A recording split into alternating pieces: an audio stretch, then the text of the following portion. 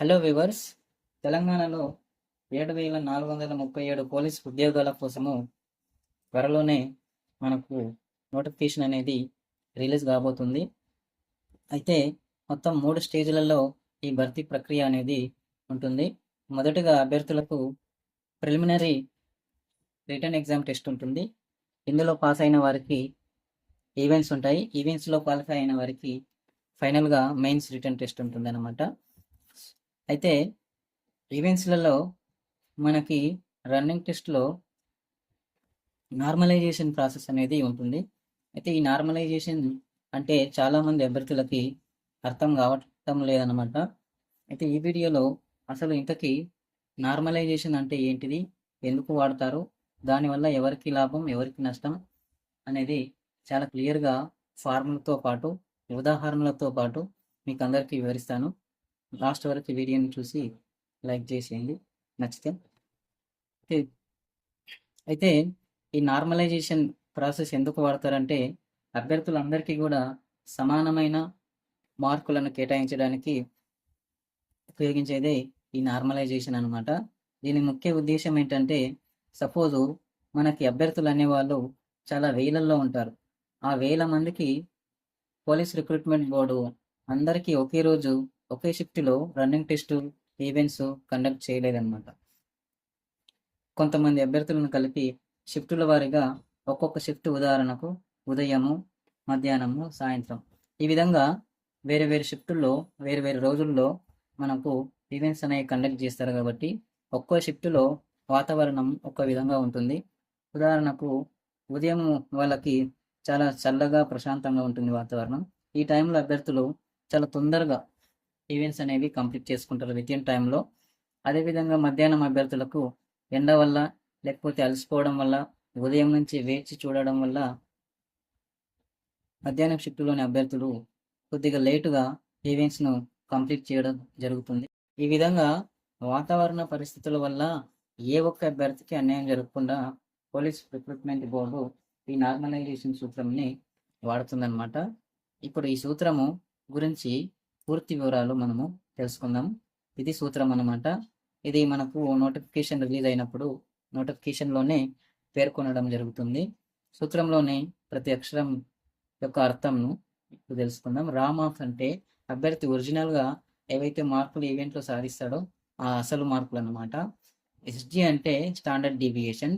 Average అంటే అందరి అభ్యర్థుల యొక్క average, total divided by number of candidates. తర్వాత SD plus average subscriptions.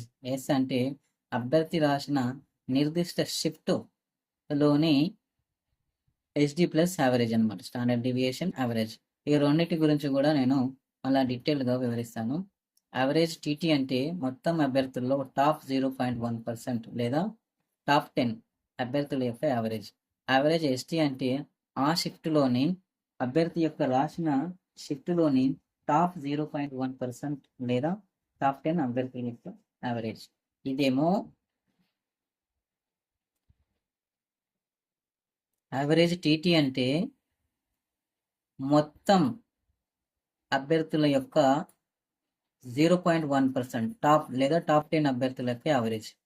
Average ST అంటే అభ్యర్థి, సపోజ్ ఏ అనే అభ్యర్థి ఉదయం షిఫ్ట్లో పాల్గొంటే ఆ షిఫ్ట్లో పాల్గొన్న టాప్ 10 అభ్యర్థుల యొక్క యావరేజ్. లేదా ఆ షిఫ్ట్లో 50 మంది పాల్గొంటే 5,000 మంది పాల్గొంటే 0.1 అంటే 50 మంది అన్నమాట. ఇప్పుడు యావరేజ్ గురించి తెలుసుకుందాం. ఉదాహరణకి 20 మంది తీసుకున్నాము. షిఫ్ట్ 1లో 10 మంది. 10 మంది యొక్క మార్కులు 45, 50, 52, 55, 58, 60, 62, 65, 68, 75. ఈ విధంగా మొత్తము ఈ 10 మంది యొక్క షిఫ్ట్ 1లో 10 మంది అనుకున్నాం. 10 మంది యొక్క మార్కులు, మొత్తం మార్కులు 590.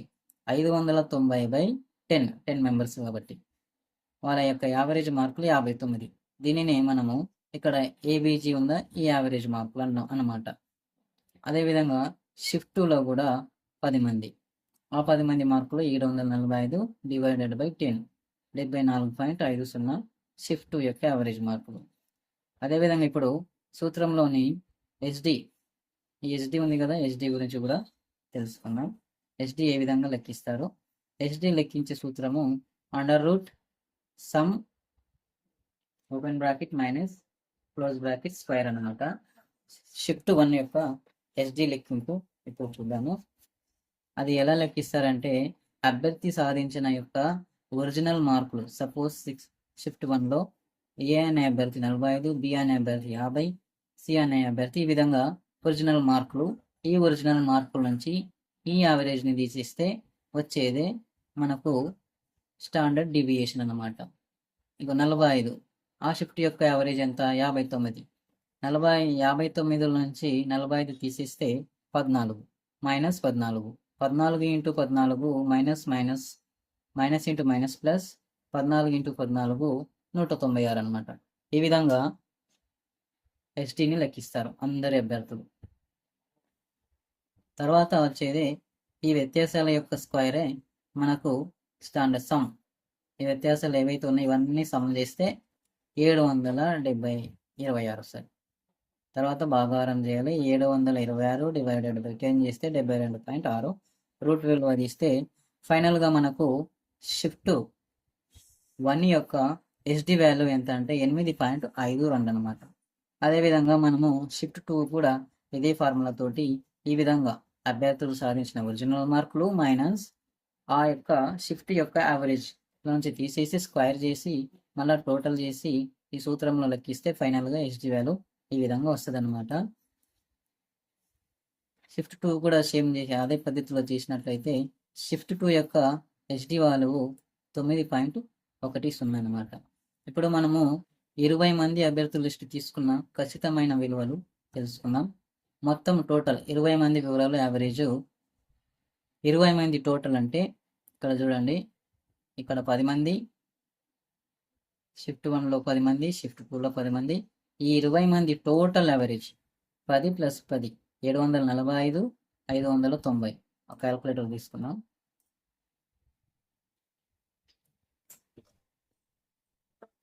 590 షిఫ్ట్ 1 ప్లస్ 745 ఇది టోటల్ అనమాట. డివైడెడ్ బై 20 మంది. వీళ్ళ యావరేజ్ తీసుకుంటే 66.75. అదే ఇక్కడ ఉందన్నమాట, 66.75. ఓకేనా? తర్వాత కాబట్టి ఇప్పుడు హెచ్డి ఈ రెండు షిఫ్టుల యొక్క 20 మంది యొక్క హెచ్డి ఎంత అవుతుందంటే 11.5. అది ఎట్లా లెక్కియాలంటే ఇక్కడ చూడండి, షిఫ్ట్ 1 లెక్కిస్తే ఇలా వచ్చింది 8.52, షిఫ్ట్ 2కి 9.10. ఈ రెండు షిఫ్టుల యొక్క హెచ్డి టోటల్ చేస్తే మనకు ఇంత వస్తుంది అన్నమాట. 20 మందిది కూడా లెక్కిస్తే 11.70. ఇప్పుడు హెచ్డి ప్లస్ యావరేజ్ టోటల్ 20 మంది టోటల్ టీ అంటే టోటల్ 11.74 ప్లస్ 66.75. ఈ విధంగా హెచ్డి ప్లస్ యావరేజ్ టోటల్ చేస్తే 75.49. తర్వాత మొత్తం 20 మందిలో టాప్ 10 అభ్యర్థుల మార్కులు టీటీ సూత్రంలో మీకు చెప్పినా కదా, ఇంతకుముందు చూపిస్తాను కదా. ఈ టీటీ ఇది ఏదైతే ఉందో ఇది ఈ టీటీ 20 మందిలో టాప్ 10 అది ఇక్కడ అనమాట లెక్కిస్తున్నాం. ఇది టాప్ 10 75. టాప్ 10లో వచ్చిన మార్కులు 20 మందిది ఇవన్నమాట. ఈ మొత్తం యావరేజ్ చేస్తే మనకు 82.2. ఇప్పుడు ఏదైనా ఒక షిఫ్ట్లో ఒక అభ్యర్థి, ఎగ్జాంపుల్ రమేష్, షిఫ్ట్ 1లో ఉన్నాడు. ఆయనకి ఒరిజినల్గా వచ్చిన మార్కులు 68. ఈ 68 మార్కులు ఒరిజినల్గా వచ్చాయి. ఇప్పుడు ఆయనకి నార్మలైజేషన్ చేసిన తర్వాత ఎన్ని మార్కులు వస్తాయో చూద్దాము. షిఫ్ట్ 1 మనకు బేసిక్ డీటెయిల్స్ ఏమేమి కావాలంటే యావరేజ్. షిఫ్ట్ 1 యావరేజ్ లెక్కించినాం ఇంతకుముందు 59. అదేవిధంగా స్టాండర్డ్ డీవియేషన్ 8.52. ఈ డీటెయిల్స్ ఎక్కడ ఉన్నాయంటే షిఫ్ట్ 1 మనం లెక్కించాము కదా యావరేజ్. షిఫ్ట్ 1 యావరేజ్, ఇది షిఫ్ట్ 1 యావరేజ్ 59. అదేవిధంగా షిఫ్ట్ 1 స్టాండర్డ్ డీవియేషన్ 8.52. సో ఆ వాల్యూస్ ఇక్కడ మనము చేర్చుతున్నాము. రమేష్ యొక్క అసలు మార్కులు 68, షిఫ్ట్ 1 యావరేజ్ 59, హెచ్డి 8.52. ఇప్పుడు ఈ సూత్రంలో చేర్చితే ఇది మొత్తం క్యాలిక్యులేట్ చేస్తే 67.52 సారీ. షిఫ్ట్ 1 యొక్క టాప్ అభ్యర్థుల యావరేజ్ మనం చూసుకుంటే మనం 10 మంది అనుకున్నాం కాబట్టి ఆ 10 మంది యొక్క యావరేజ్ తీస్తే 59. ఇంతకుముందు లెక్కలు వేసినాం కదా, అదే అన్నమాట ఇక్కడ. ఇప్పుడు ఆ వాల్యూస్ అన్నీ కూడా ఫార్ములాలో చేర్చి క్యాల్కులేట్ చేస్తే స్టెప్స్ అనేది తెలుసుకున్నాం. ఇప్పుడు స్టెప్ 1 68.67 ఇది. దీన్ని క్యాల్కులేట్ చేస్తున్నాం. చేస్తే ఇక్కడ మిగిలేది 0.48. తర్వాత దీన్ని క్యాల్కులేట్ చేస్తున్నాం. ఇక్కడ మిగిలేది 3.72. తర్వాత కిందది -8.52. ఫార్ములా ఈ విధంగా వస్తుందన్నమాట. తర్వాత స్టెప్ బి, ఆ ఫార్ములాని మల్టిప్లికేషన్ చేస్తే ఇట్లా అవుతుంది. చివరిగా స్టెప్ డిలో నార్మలైజేషన్ మార్క్ ఎంత వస్తుందంటే 78.28. సో దీని ద్వారా మనకు అర్థమైంది ఏమిటంటే రమేష్ అనే వ్యక్తి ఉదాహరణకు మధ్యాహ్నం షిఫ్ట్లో ఈవెంట్స్ చేసినట్లయితే ఆయనకు వాతావరణ పరిస్థితుల వల్ల ఒరిజినల్గా వచ్చిన మార్కులు ఎన్ని అంటే కేవలం 68. అయితే నార్మలైజేషన్ తర్వాత ఎన్ని మార్కులు వచ్చినాయంటే 78.28. అంటే దీని అర్థం ఏం చేసుకోవాలంటే మనము షిఫ్ట్ 1లో కఠినమైన వాతావరణ పరిస్థితుల వల్ల రమేష్కి 68 మార్కులు మాత్రమే వచ్చినాయి. ఈ నార్మలైజేషన్ చేసిన తర్వాత మార్కులు ఎన్ని పెరిగినాయంటే ఎంతకు పెరిగిందంటే 78.28కి పెరిగినాయి అన్నమాట. ఈ విధంగా నార్మలైజేషన్ సూత్రంని వాడతారన్నమాట. ఎందుకు అంటే వాతావరణ పరిస్థితుల వల్ల అభ్యర్థులకు అన్యాయం జరగకుండా నార్మలైజేషన్ సూత్రంని వాడతారు.